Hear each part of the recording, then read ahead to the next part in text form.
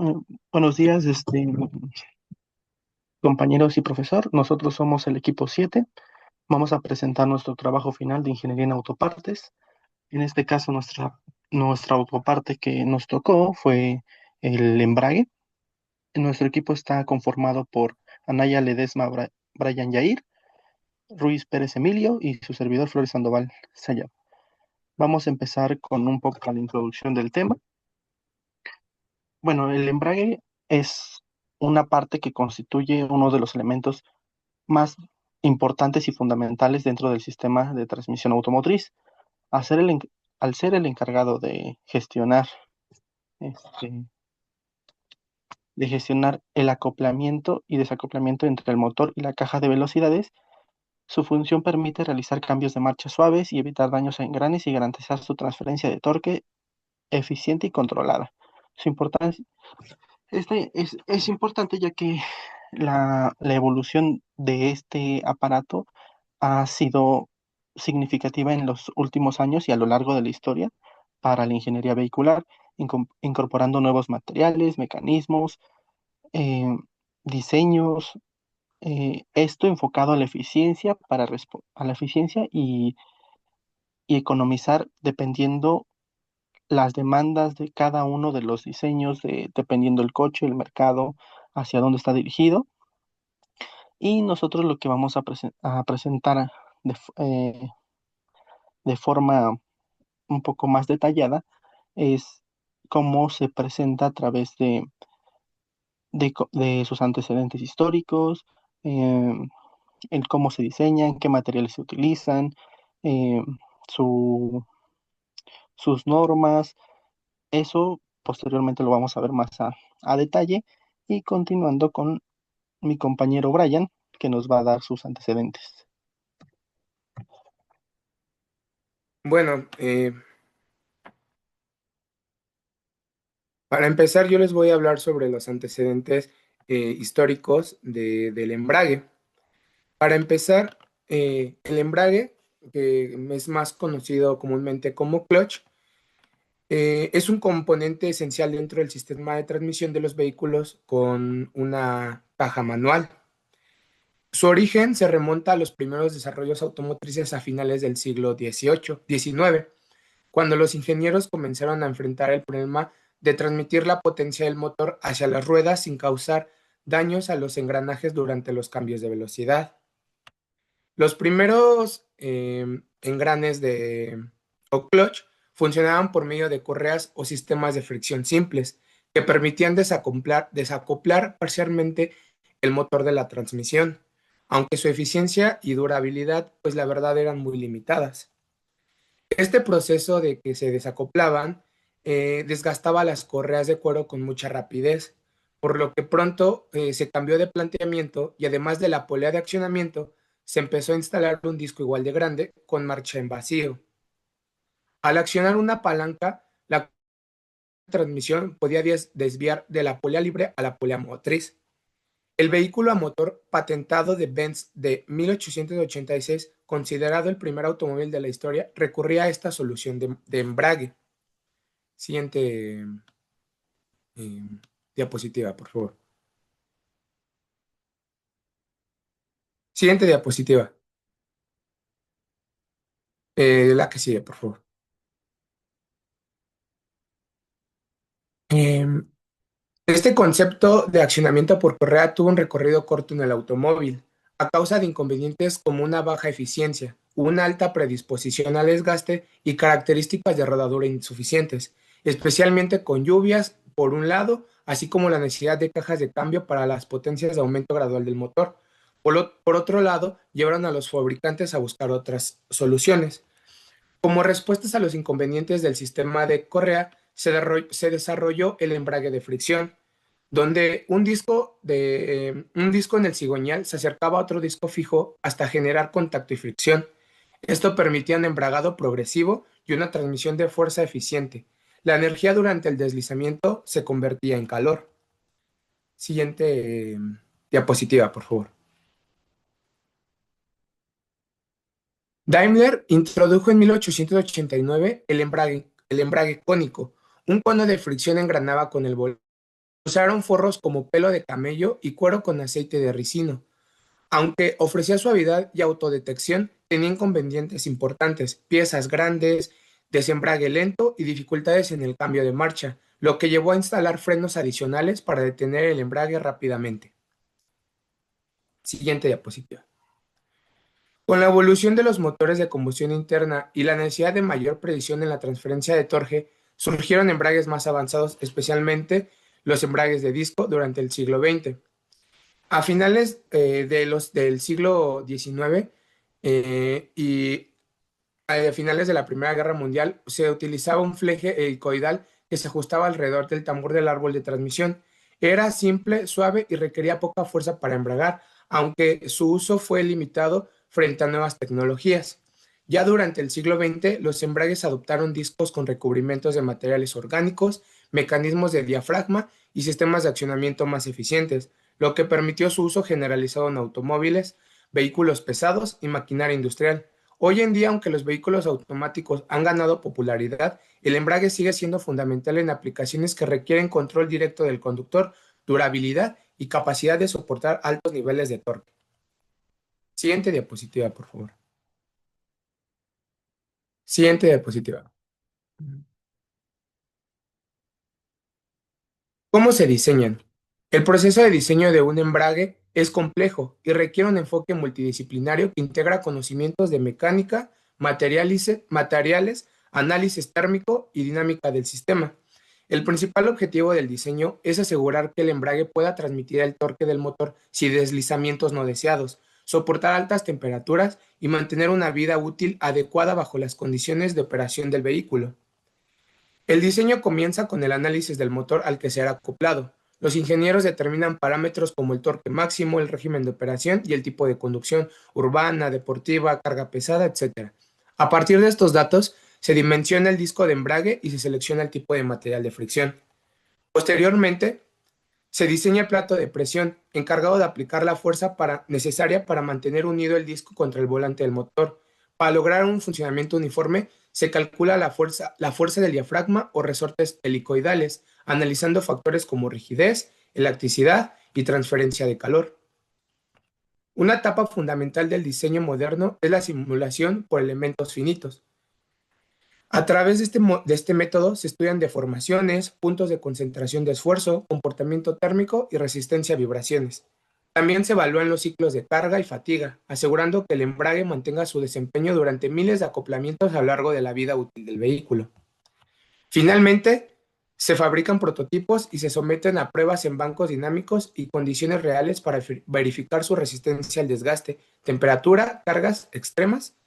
Solo después de superar estas pruebas, el diseño del embrague se aprueba para su producción. Ahora les hablaré de los materiales de los cuales están fabricados.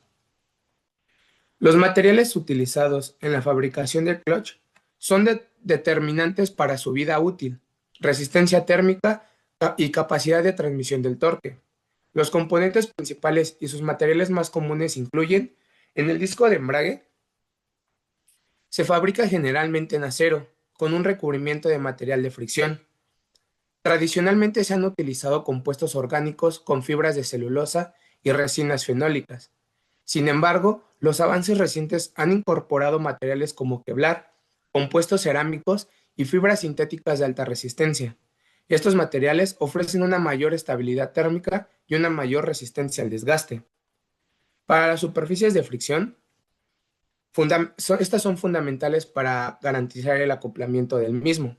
Los materiales cerámicos son comunes en autos de competencia, mientras que los materiales orgánicos brindan un acoplamiento más suave y económico para los carros, pues, de nuestro día a día. Ahora, en el plato de presión, fabricado en acero de alta resistencia, su función es aplicar presión uniforme sobre el disco. Incluye al diafragma o resortes, estos elaborados en acero templado para garantizar elasticidad y resistencia. Y tenemos el volante del motor, que aunque no es una parte exclusiva del embrague, funciona como superficie de contacto. Se fabrica en hierro fundido o acero debido a su capacidad de disipación térmica y resistencia mecánica. También tenemos los mecanismos de accionamiento. Estos pueden ser hidráulicos o mecánicos. Los cilindros maestro y secundarios se construyen en aluminio o acero, mientras que las horquillas y palancas se fabrican en acero reforzado. Ya, sería todo por mi parte.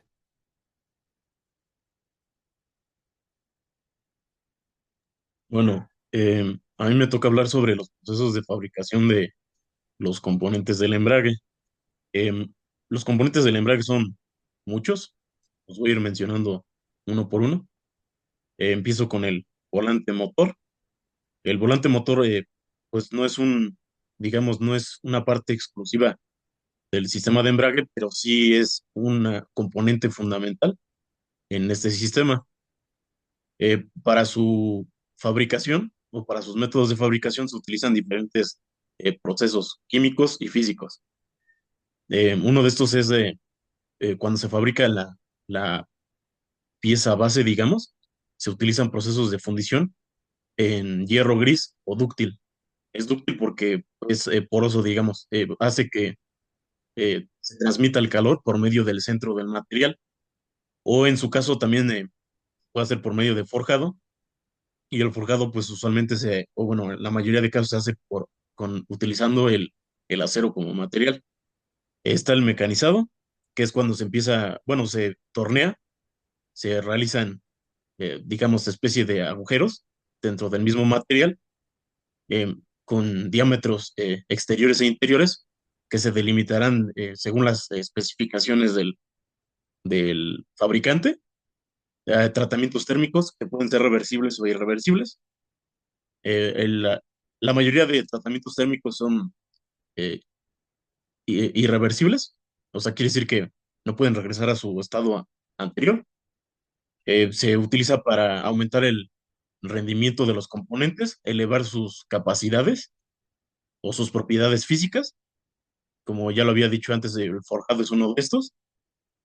Se pueden también, se habla sobre rectificación de superficies, quiere decir que se trata de nivelar todo la superficie del material para que no existan irregularidades en este mismo, para que haya una especie de acabado más profesional o fino. Y también está el balanceo dinámico, que pues el balanceo dinámico a lo que se refiere es, digamos, la nivelación de los componentes del material, es decir, que si se llega a hacer algún tipo de aleación, las masas de los dos componentes de la aleación sean proporcionales y no se vea uno más afectado por el otro, porque sería una aleación pues no uniforme o sería descompensada. Siguiente presentación. Ahora, el disco de embrague. Para el disco de embrague se utilizan, como lo pueden ver, muchos procesos. Eh, para decirlos de forma muy, muy rápida, el estampado o corte del núcleo es uno de ellos, que pues como lo dice ahí, chapa para el núcleo del disco, y el buje spline es un como cojinete, y se utiliza pues para hacer que el material tenga una cierta consistencia física y tenga em, una visión clara del elemento por medio del fabricante. Luego están las fabricación del buje, como ya lo había dicho en el anterior, pues, torneado y corte de estrías. Las estrías son en el material, son como pequeñas irregularidades que hay en el material cuando se realizan ciertos procesos físicos y químicos, y estas estrías pueden causar que el material ceda después, se agriete o que se rompa. Entonces es necesario que se traten estas estrías cuando las hay para que no exista algún tipo de riesgo futuro. Muelle del amortiguador, aquí como lo menciona entre paréntesis el doblado, es decir, aquí se estudia también las capacidades que tiene el material para cedencia, para ver hasta qué cierto límite el material o hasta qué cierta fuerza el material puede llegar a revertir su nivel de doblado, o si ya o en cuyo caso sea un doblado permanente. Materiales, pues, resinas y fibras. El Kevlar, que es un material que se utiliza en la actualidad para los chalecos antibalas. Cerámicos, depende también qué tipo de cerámicos. Hay algunos cerámicos que son sumamente frágiles, y hay otros que vienen como con aleaciones. Eh, Sinterizados metálicos, es decir, unión de diferentes componentes metálicos, son como especie de aleaciones. También están los cortes y estampados del metal, pues esto ya lo había mencionado en el de arriba, es para que tenga cierta composición física el material y se vea de cierta forma. El remachado, pues es un método ya bastante conocido, en donde eh, el disco de embrague se le da una especie de composición o delimitación para que tenga o cumpla ciertas características y no se salga del molde, digamos. Pegado y vulcanizado, pues este tipo de proceso se utiliza en materiales y adhesivos y en algunos casos se les implementa variaciones térmicas para que tengan un mejor acabado. Siguiente.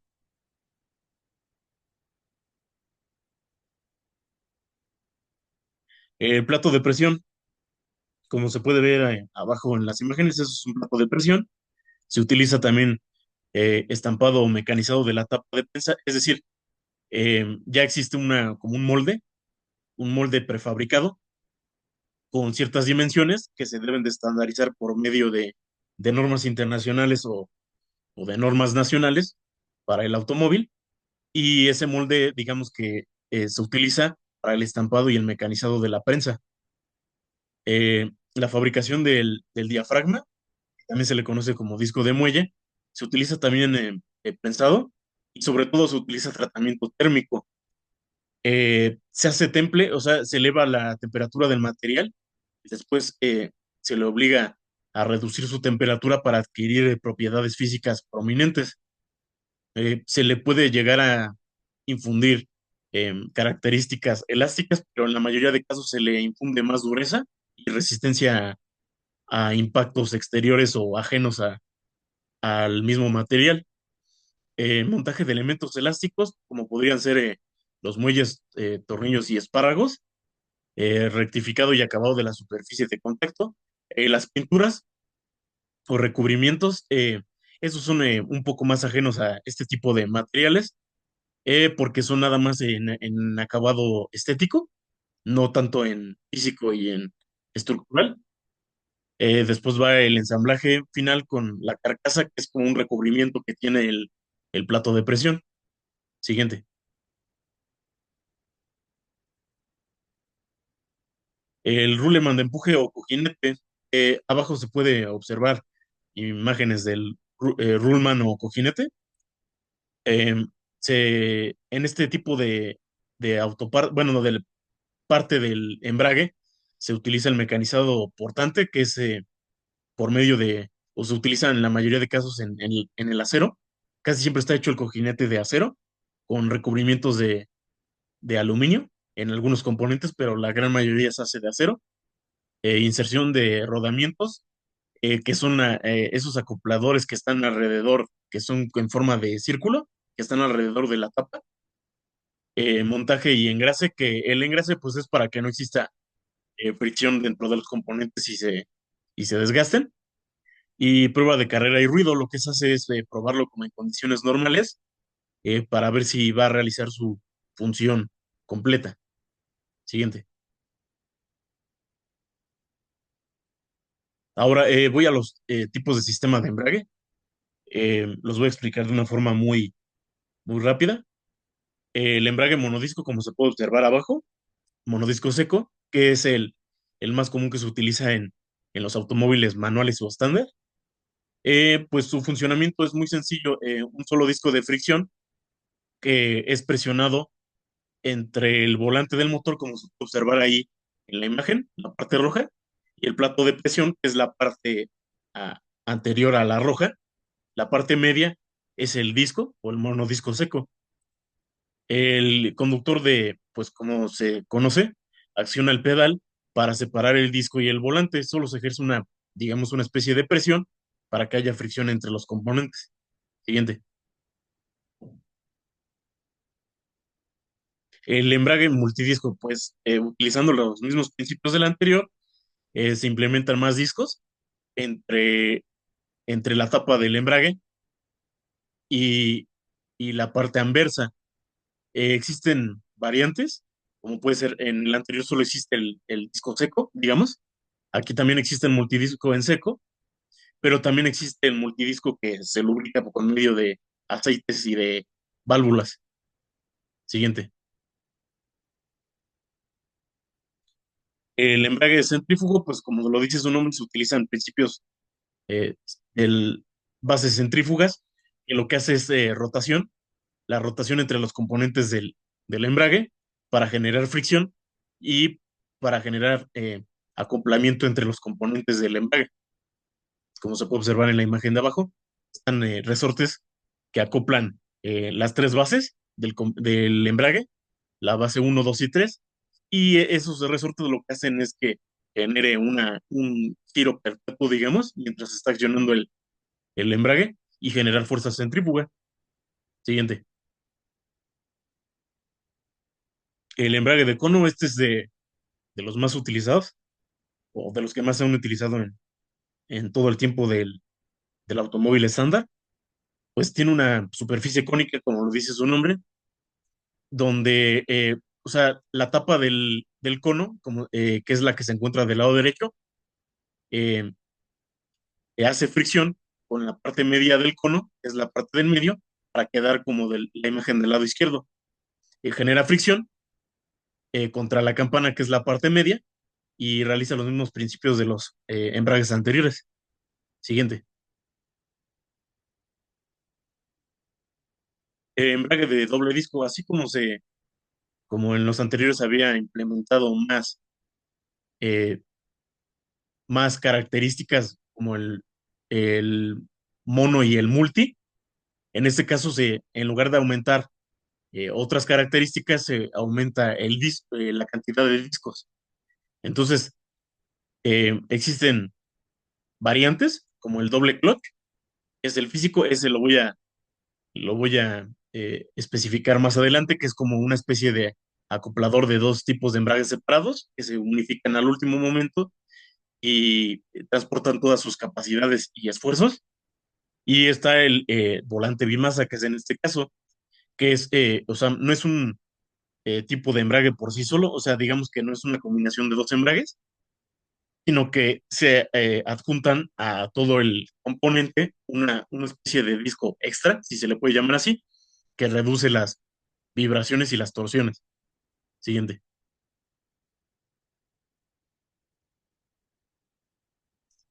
Este es el que iba a mencionar anteriormente, que es el embrague de doble embrague o simplemente doble embrague. Como se puede observar en la imagen de abajo a la derecha, eh, un embrague se encuentra en la parte superior, otro embrague en la parte inferior, y esos dos embragues se encuentran unidos por medio de un engranaje medio que transporta los dos esfuerzos de los embragues a la parte media.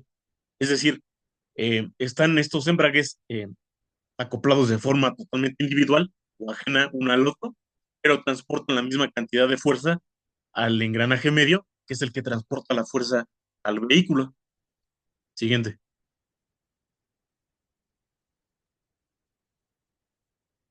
El embrague electromagnético o electrohidráulico, pues utiliza principios de la electromagnética por medio de bobinas que crea campos electromagnéticos. Funciona como una especie de solenoide que genera variación de campo magnético utilizando principios de la electricidad. En algunos casos se le agrega componentes hidráulicos, es decir, que por medio de líquidos y de inyectores se activa la bobina y la bobina crea el campo electromagnético, pero eso es como una especie de agregado, digamos, no es lo común. Siguiente.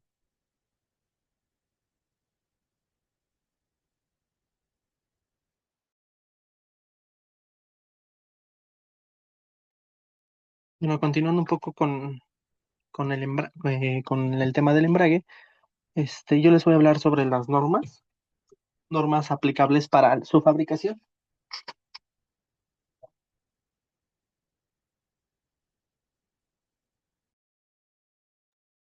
Bueno, estas normas que vamos a hablar son nacionales e internacionales y rigen la fabricación de estos embragues, asegurando que estos componentes cumplan con parámetros de desempeño, seguridad, compatibilidad ambiental y la confiabilidad, que creo que es lo más importante al consumidor final a lo largo de su vida útil. Las principales normas son ISO, o bueno, las que vamos a ver más a detalle son ISO, SAE, IATF, la SE y las NOM. Son aplicables en el proceso de diseño, manufactura y validación de embragues automotrices. Bueno, empezando por la más conocida y la que creo que durante nuestra carrera hemos visto mucho, es la ISO 9001, que es que nos da la gestión de calidad y establece lineamientos para el control total del proceso productivo. Esto obliga a documentar cada etapa de diseño, materia prima, ensamblaje e inspección final. Favorece la trazabilidad o se puede rastrear lo que es el lote y tanto de los discos, placas o diafragmas. Esto para llevar un control y saber si hay algún inconveniente, poder rastrear la pieza y poder sacar del mercado me- sí, ese lote para ser más específico.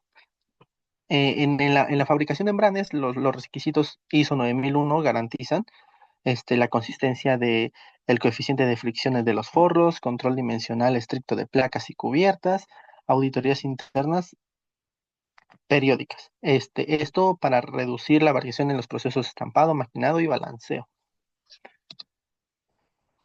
Después seguimos con la ISO 26855.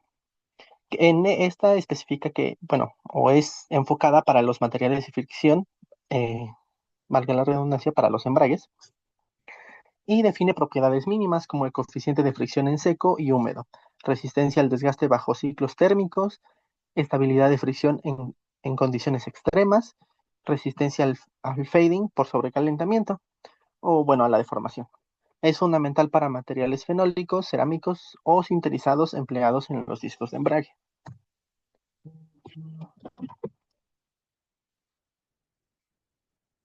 La ISO 1940 es sobre el balanceo dinámico de las piezas rotativas. Aplica directamente a placas de presión, volantes, cubo del embrague y discos del embrague completos. Establece, o bueno, sí, establece límites de desequilibrio permisibles según la masa y velocidad de operación, métodos de medición, procedimientos de corrección mediante remoción o adición de material. Bueno, esto siendo que si una pieza está desbalanceada puede generar vibraciones, fallas prematuras en transmisiones y pérdida de confort de conducción. La ISO 6621 y la ISO 6624 son para superficies de contacto y tribología. Aunque estos más hacia los motores son referentes para análisis tribolo- tribológicos en superficies. Esto siendo para superficies de fricción del disco, interacción del disco con el volante, tratamiento de superficie contra el desgaste, incluyendo pruebas como rugosidad, dureza, desbaste específico y resistencia al rayado y gripeado. Esto es más enfocado hacia la durabilidad o la eficiencia del material con el que se está fabricando cierta pieza y poder saber la durabilidad y la confiabilidad del material más que nada. Bueno, ahora, bueno, pasando a las otras normas que son importantes, que es la norma SAI. Esta es una norma internacional desarrollada normalmente para las piezas que se fabrican en Estados Unidos y o bueno, se pueden transportar globalmente y influyen en pruebas de desempeño. Como en este caso, la SAI J286, este, es para la prueba de materiales de fricción y evalúa el coeficiente de fricción bajo cargas crecientes, comportamiento en temperaturas elevadas, resistencia al desgaste en uso continuo y estabilidad frente a la humedad y contaminantes. Este define protocolos para bancos de prueba, ciclos térmicos y durabilidad de los materiales. Otra norma que es importante y es de SAE es la J1649, que en específico es para la durabilidad de embragues. Estas pruebas incluyen el deslizamiento controlado, la aceleración rápida, ciclos de arranque en pendiente, frenados de motor con carga, ciclos extremos para embragues de servicio pesado.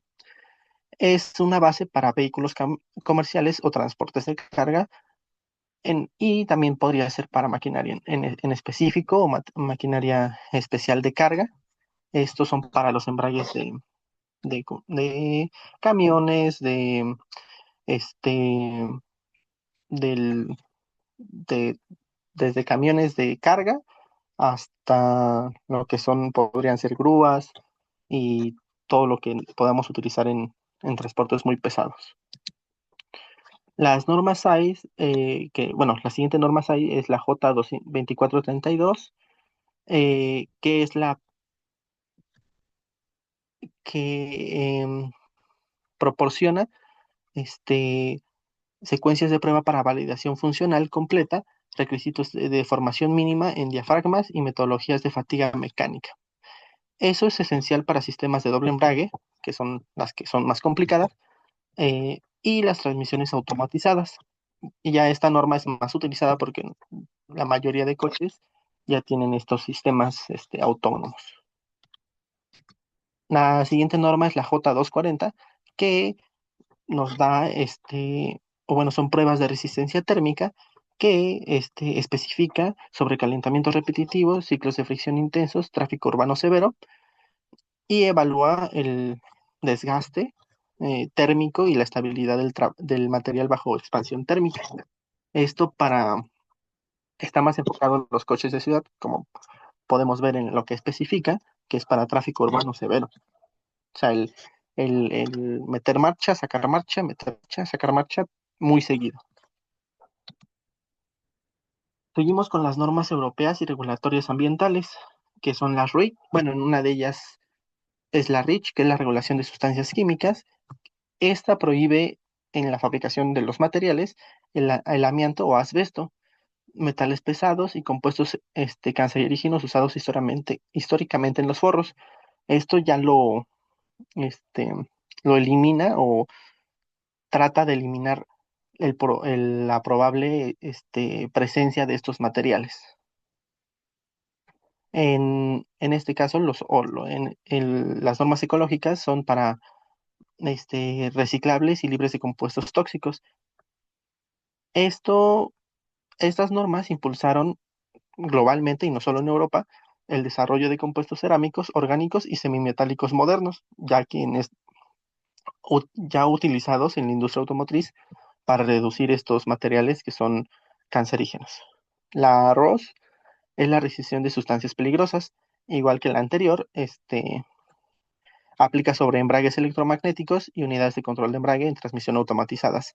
Limita otra vez metales pesados, lo cual podría ser plomo, mercurio, cadmio y cromo hexavalente. Esto evitando que el desgaste de ellos eh, pues desprenda estos materiales y sea una contaminación muy, muy presente en el uso del automóvil, y estos materiales son muy peligrosos para la salud en general. La siguiente norma europea es la ACE R13 y la R13H, que es el sistema de frenos, aunque enfocada en el frenado, este, más que nada es enfocada hacia materiales de fricción que los podemos ver en los forros de embrague. En este caso, bueno, ya siguiendo a las normas mexicanas, tenemos las NOM y las NMX.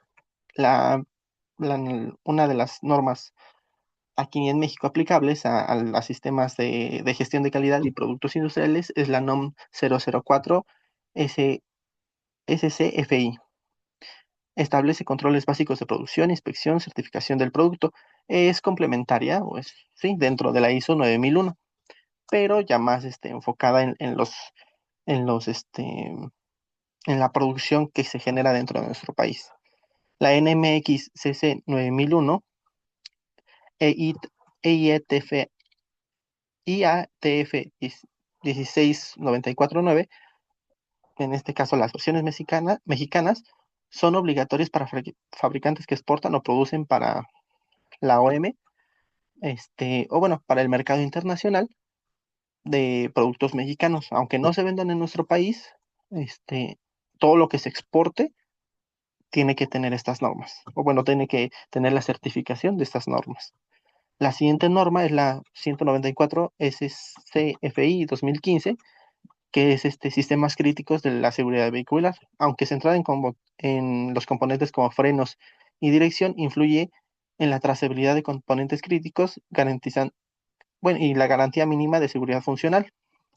Esto de trazabilidad es para darles seguimiento a los lotes y que en dado caso, si hay alguna falla, poder reportarlas y hacer como campañas. No sé si en, en general han visto campañas que sale de Ford o de algún fabricante para que tuvo un llamado a revisión. Esa es la trazabilidad, para que podamos darle seguimiento a algún daño que se hizo desde fábrica. Y también para la integración segura dentro del vehículo. Bueno, dando pues, más énfasis en la aplicación de normas según el tipo de embrague, podemos empezar con los embragues de fricción, bueno, los embragues mecánicos de fricción que requieren la ISO 26865 y la SAIS J86, que son materiales de fricción, y la ISO 9000, bueno, 1940, que es para el balanceo de discos y placas, y la IATF, que es la 16949, que es para la fabricación en serie. En los embragues hidráulicos implican la SAI J1703 y la J1704 para la compatibilidad de fluidos, pruebas de presión y hermeticidad, y normas de seguridad para bombas y actuadores. Estas normas, la SAI J1703 y la J1704, aplican en embragues hidráulicos. La aplicación Tres.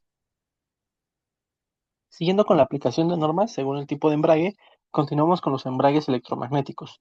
Estos requieren de las siguientes normas, que es la IEC y la ISO 7637.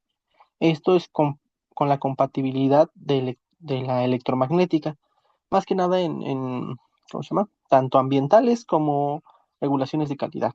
La ROS son para materiales electromagnéticos. Igual esta es más específicamente para ambientales, como lo vimos anteriormente, y pruebas de fatiga térmica y eléctrica. Los embragues, bueno, continuando, el embrague de doble embrague involucra normas avanzadas como la SAI J2907 para la capacidad de torque, la SAI J2432 para la validación funcional y la IATF 16949 y la PPAP para producción en serie. Estas son muy específicas para este embrague, ya que es una, f- son muy, tienen componentes muy específicos.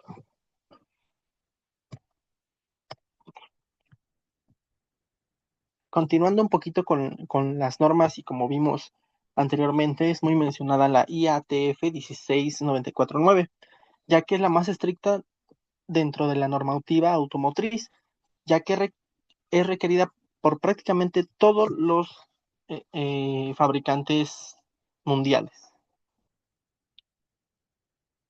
La IATF 16949 exige la Failure Mode and Effects Analysis para detectar fallas potenciales como el desgaste prematuro de forro de rotura de diafragmas y tanto la deformación de los platos por mala disipación térmica. Esto son como, dentro de la norma, son como las subbases de la norma, ya que también da el control estadístico de procesos, que es la SPC, especialmente relevante en el templado de resortes, alineación del cubo y estampado del diafragma. siguiendo con normas dentro de la misma norma, sigue la validación del proceso con PPAP, que es Production Part Approval Process, requerido para aprobar piezas como discos de embrague, placas de presión y volantes de mecanizado. Esto bueno, es la validación de cómo se hace el proceso y que está dentro de las normas que engloba la industria automotriz.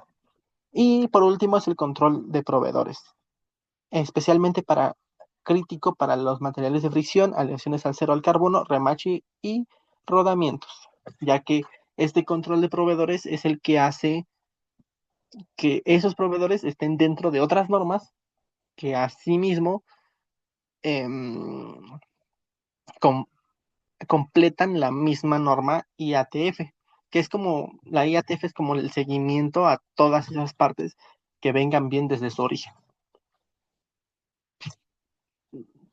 Vamos a hacer una. Posteriormente, en esta parte, vamos a hablar un poco sobre las comparativas de precios por el tipo de modelo de embrague y la calidad del embrague que estamos viendo. El primero va a ser como el, el de serie, bueno, o el original, y el otro es el ¿cómo se llama? El similar.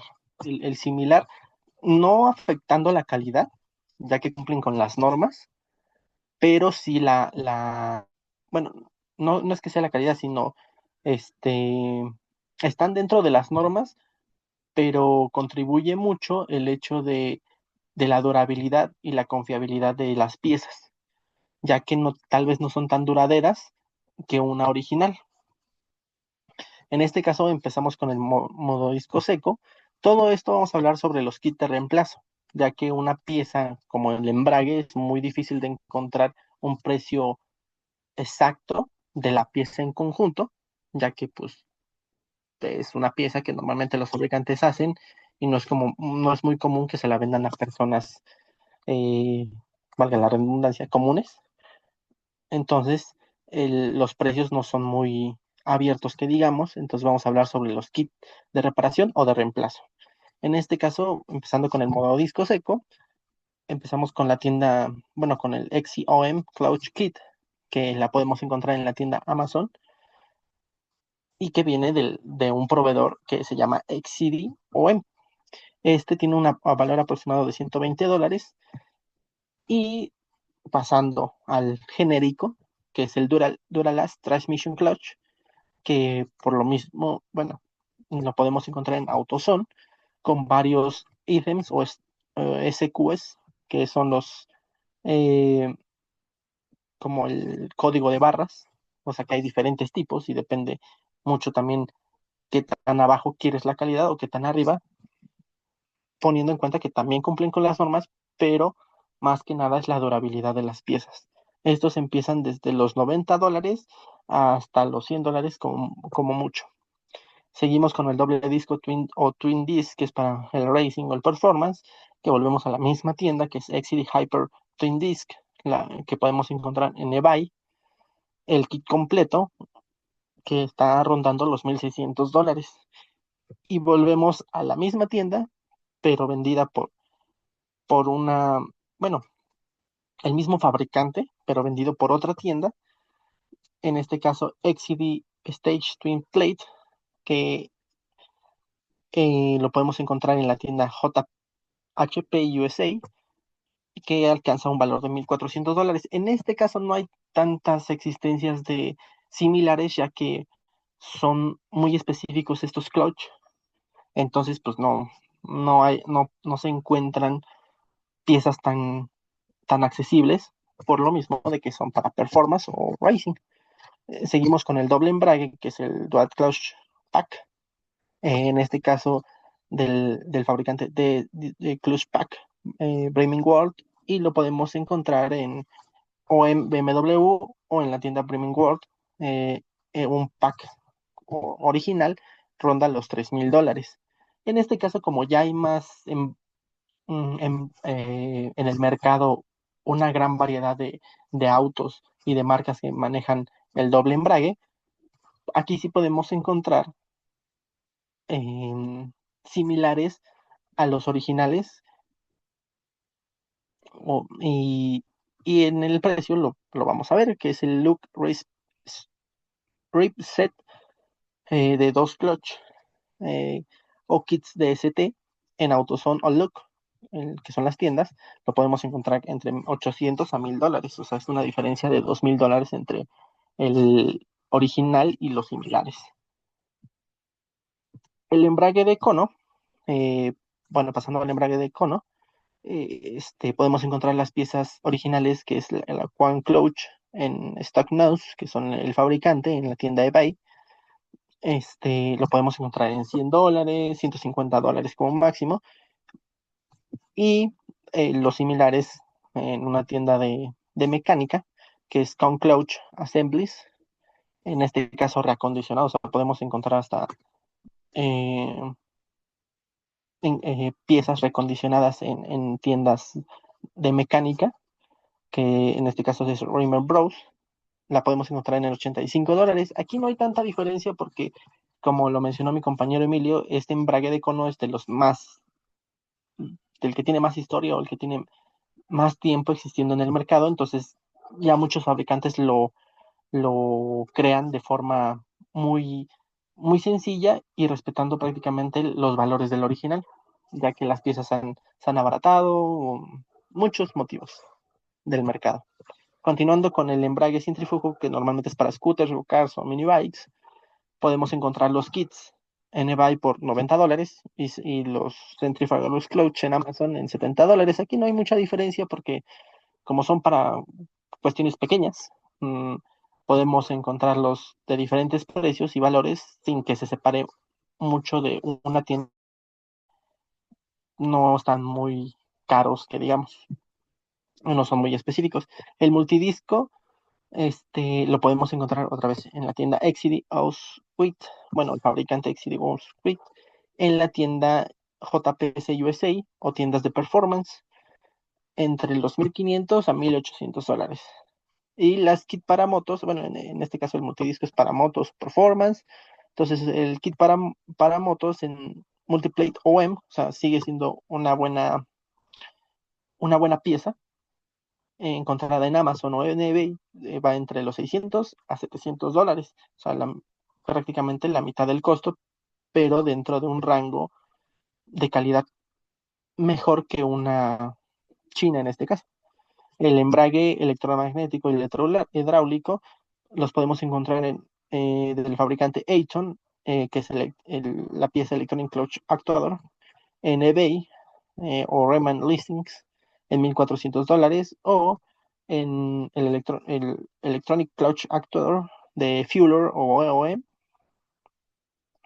en Big Rig Work, en la tienda Big Rig Works, entre $1600 a $1800. Aquí no hay mucha diferencia, ya que estos embragues electromagnéticos vienen muy nuevos, o sea, es una tecnología nueva, lo cual los precios, por lo mismo de los materiales utilizados, se mantiene, aunque no sea como de la tienda original, por el tipo de materiales.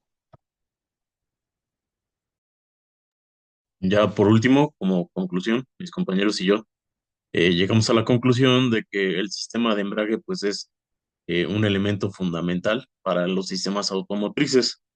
Eh, Aunque en la actualidad pues se está implementando mucho más de los sistemas de cambio de velocidad automáticos en los autos automáticos, es verdad que para que estos llegaran a surgir, se debió de tener como precedente pues el sistema de cambio de velocidades manual por medio de embrague o clutch.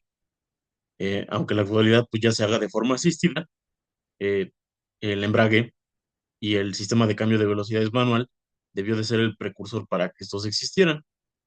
Y como iniciativa, pues se vaya ajustando en el mercado laboral hoy en día el cambio de paulatino de embrague manual a pasarlo a forma asistida o automático.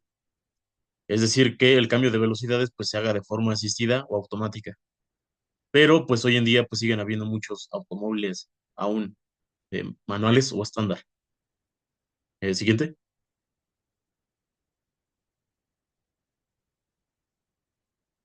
Bueno, esta sería nuestra exposición, sería todo de nuestra parte y pues gracias por su atención.